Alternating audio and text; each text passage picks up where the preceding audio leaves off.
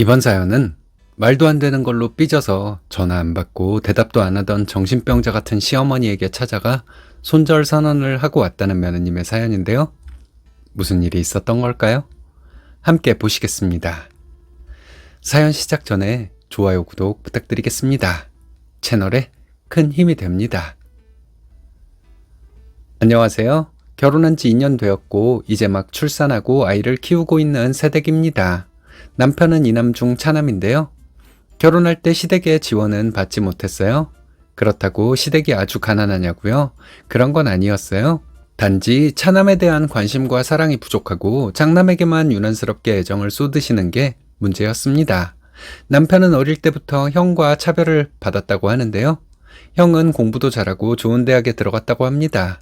하지만 남편은 대학을 보내주기는커녕 군대에 들어가 말뚝을 박으라고 했답니다. 남편은 군대를 제대하고 혼자 힘으로 대학 학자금을 마련해 졸업도 하고 직장도 다니고 있어요. 아주버님은 남편보다 2살이 많은데 결혼해서 아이도 둘이 있고요. 시댁에서 마련해준 돈으로 자가로 살고 있습니다. 시댁에서 장남이라고 대우받고 자라서 그런지 개인적이다 못해 이기적인데요. 한 번은 시아주버님이 여행 중이라며 남편한테 연락을 해서 집에 가서 개밥 주고 산책을 시켜주라는 거였어요. 그때 저랑 데이트 중이었는데 일행이랑 같이 있어 안 된다고 몇 번을 거절했는데도 10분마다 전화와 문자로 언제 출발하냐, 지금 어디냐, 버스 탔냐 계속 동선을 확인했었습니다. 예매한 영화를 포기할 수 없어 같이 아주버님 댁에 갔다가 개 산책도 시키고 밥도 주었는데요. 시간이 늦어 데이트는 더 못하고 각자 집으로 돌아간 적도 있습니다. 그리고 결혼식 날짜를 잡은 후 아주버님이 집으로 초대해서 갔는데요. 집에 오면서 마트에서 고기를 사오라고 하는 거예요. 저희는 삼겹살하고 목살, 항정살 등 골고루 사가지고 갔어요. 파채도 따로 팔길래 사고 쌈장이랑 통마늘도 샀고요. 그런데 마실 음료수하고 과일도 사오라고 전화가 왔어요.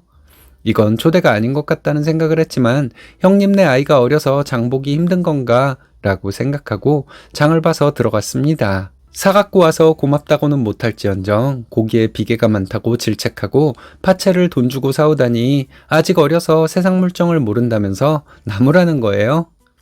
그러면서 참외 먹으면 설사해서 안 좋아하는데 사왔다고 핀잔을 주는 겁니다. 초대라기에 왔더니만 돈만 쓰고 잔소리만 듣게 되어 기분이 나빴습니다. 한 번은 결혼 준비로 스튜디오 촬영도 하고 드레스도 준비하는 등 바쁘게 보내고 있었는데 형수도 한복을 해 입어야 한다고 하면서 언제 한복 맞추러 가냐고 물어보시더군요. 저는 남편이랑 시간 맞춰서 보려고 한다고 말했더니 뭐 그런 것까지 남자가 따라다니냐고 하면서 자기 때에는 친구랑 봤다고 하며 제가 유난을 떤다고 하는 겁니다. 형수가 그렇게 한 건 아주버님이 바빠서 그런 거고 저는 남편이랑 시간 맞춰서 같이 보러 다닐 수 있는데 왜 자기 때랑 비교하면서 짜증을 내는지 이해하기 어려웠어요. 그리고 남편은 결혼 전에 혼자 자취를 하고 살고 있어서 신혼집이 마련된 후에는 살던 집을 정리하고 먼저 신혼집에 들어가 살고 있었는데요. 형수가 주말에 남편을 부르더니 자기네가 사용하던 육아용품을 가져가라고 했다고 신혼집에 갖다 놓았다고 했습니다. 그래서 어떤 걸 갖다 놓았는지 봤더니 플라스틱 제품에 먼지도 쌓여 있고 묵은 때가 군데군데 묻어있는 장난감들이었어요.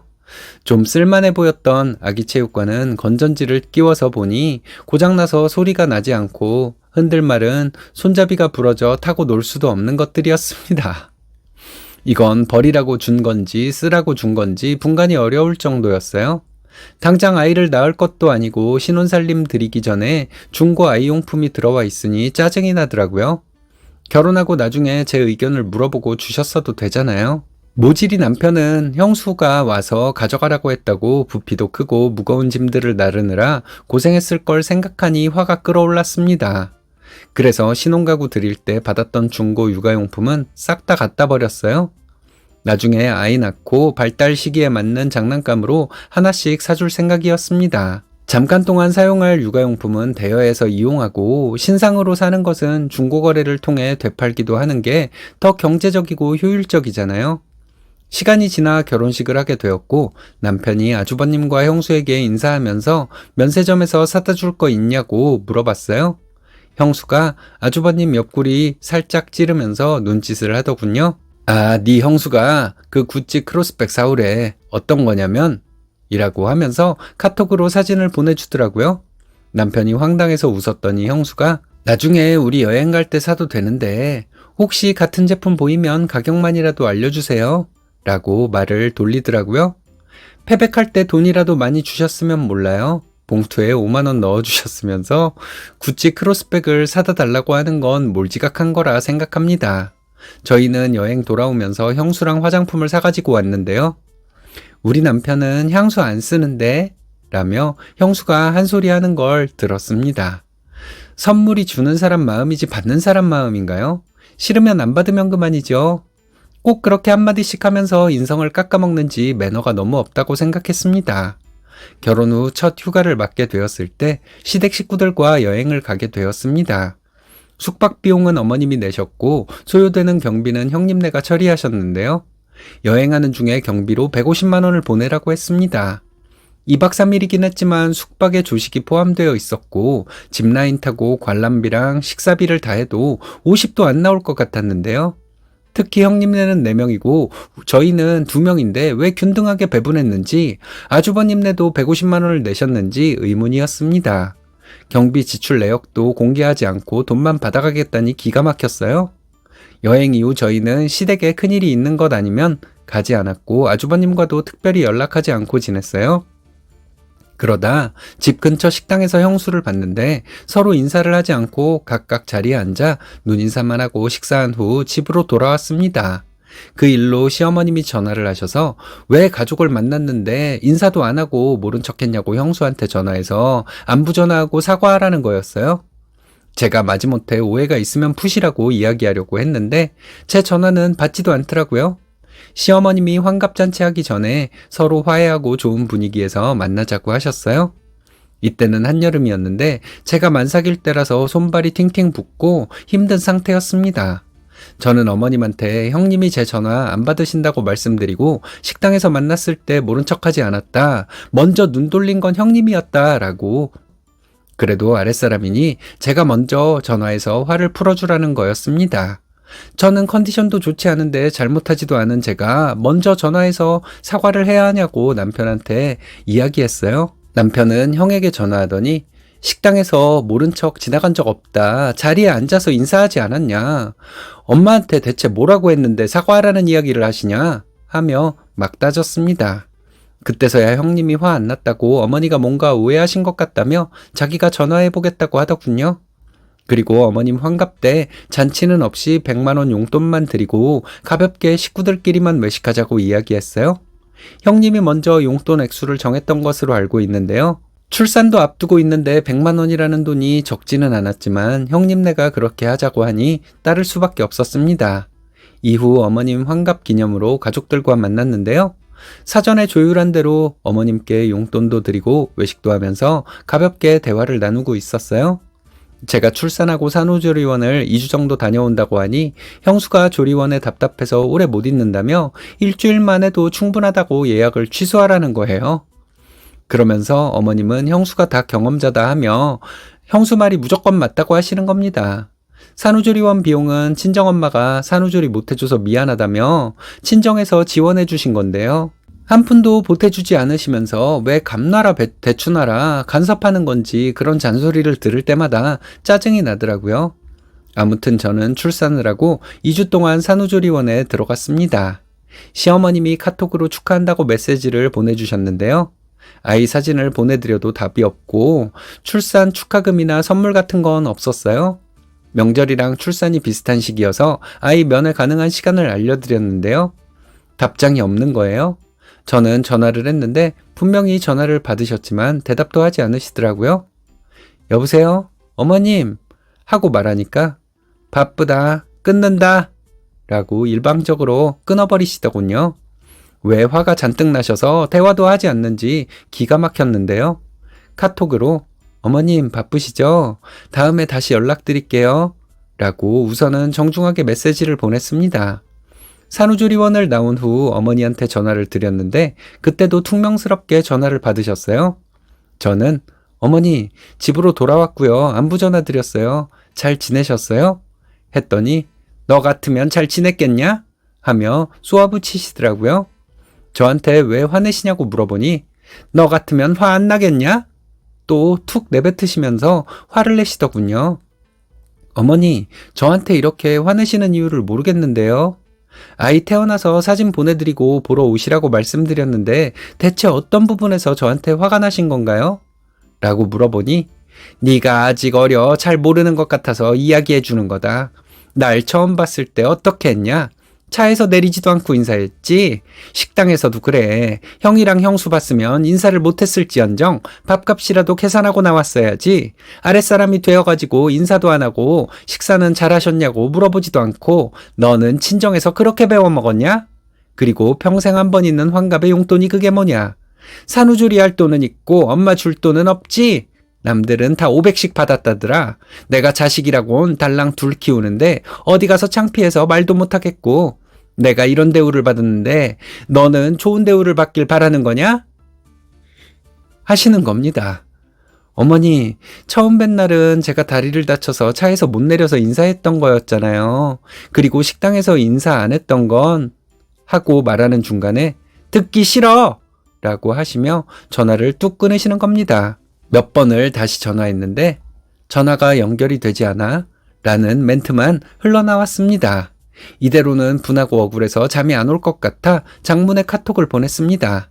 어머니 처음 뵌 날 차에서 내려서 인사하지 못한 건 다리를 깁스해서 그랬던 거예요. 그때 뵀을 때도 다쳐서 이동이 어렵다고 사과드렸고 이해한다고 하셨잖아요. 그리고 식당에서 아주버님과 형수한테 인사하지 않았던 건 오해라고 말씀드렸고요. 환갑 때 드린 돈은 아주버님과 상의해서 액수를 정한 거였는데 이건 아주버님과 다시 한번 이야기해 볼게요. 금액이 적어서 기분이 상하셨다면 죄송합니다. 그런데 어머님, 저도 친정에서 귀한 딸입니다.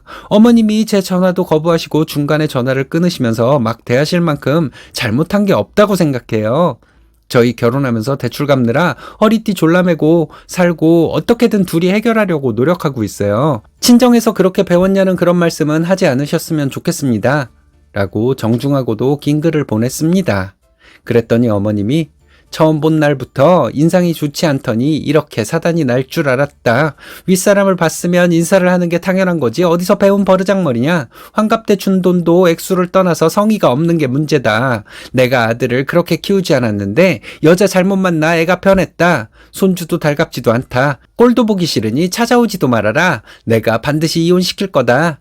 라며 악담을 퍼붓는 메시지를 보내오셨습니다. 퇴근하고 돌아온 남편에게 어머님과 전화한 내용과 카톡 보낸 내용을 알려주었습니다. 남편이 당장 시댁에 가자고 해서 아이를 안고 집을 나섰습니다. 이간질하는 형님네도 문제지만 손주 얼굴조차 보기 싫다는 부모님과는 더 이상 연을 이어갈 필요가 없다고 느껴졌어요. 처음에 문도 안 열어주려고 하는 걸 남편이 열어서 집으로 들어갔습니다. 어릴 때 형만 위해주고 자기는 홀대한 거, 결혼할 때 지원해준 적도 없었으면서 형한테만 집 해주고 차 사준 거 등 그동안 서운했던 것을 이야기하더군요. 그리고 우리 형편에 환갑의 용돈으로 100만 원이 적은 돈인 줄 아냐며 결혼할 때 1원어치 지원해준 거 있냐며 따져 물었습니다. 500만 원씩 환갑 용돈으로 받은 사람들 다 이름 대보라고. 그리고 그 사람들은 아들 결혼할 때 얼마나 지원해주고 도와줬는지 한번 확인해보라고. 엄마처럼 아무것도 안 해주면서 받기만 하려는 사람들이 있냐고. 누울 자리를 보고 다리를 뻗어야 한다고 한 소리 해주었습니다. 어디서 이혼시키겠다는 말을 해. 나는 엄마와 인연을 끊겠으니 앞으로 우리 식구 볼 생각 하지도 말아라. 소리치고 나왔습니다. 집을 나서는데 어머님이 자식 키워 소용없다고 울고불고 땅을 치시며 아이고 분해서 죽겠네. 억울해서 원통해서 죽겠다. 라고 집이 떠나가라 소리 지르셨습니다. 저는 너무 화가 나서 이상한 말만 골라서 하시니까 이런 대접 받는 거예요. 아주버님 형님이 어머니한테 자식 노릇할 것 같아요? 나중에 아주버님한테 버림받아도 저희한테 연락하지 마세요. 어머니가 상황을 그렇게 만든 거니까요. 집으로 돌아와서는 남편이 제 핸드폰을 가져가더니 시어머니와 연락하는 일 없게 연락처와 카톡에 수신 차단을 해놓고 돌려주었습니다. 이후로 시댁과 형님네하고는 일절 연락하지 않고 지내고 있어요. 명절에도 친정에만 다녀오고 아주버님과 시댁 관련한 어떤 스트레스도 받지 않고 있습니다. 이번 일을 계기로 참는다고 능사가 아니라는 생각이 들었습니다. 할 말은 하고 살아야 사람이 숨통이 트이고 여유로워지는 것 같아요. 그리고 끊어야 할 때 끊을 수 있는 게 진정한 용기라고 생각됩니다. 저희와 같이 시댁의 횡포와 폭언에 힘들어하시는 분들이 계시다면 이제는 참지 말고 말하세요. 용기를 내실 수 있게 응원하겠습니다. 자기 기분 나쁘다고 말 안 하고 연락 안 받는 건 모자란 사람들 특징이더라고요. 그게 사람을 참 답답하게 만들고 기분을 더럽게 만든다는 건 어디서 배워서 그러는지. 그런 행동만큼 상대에게 복수심에 불타도록 만드는 행동도 드문 것 같습니다. 미친 사람은 손절이 답이죠? 잘하셨습니다.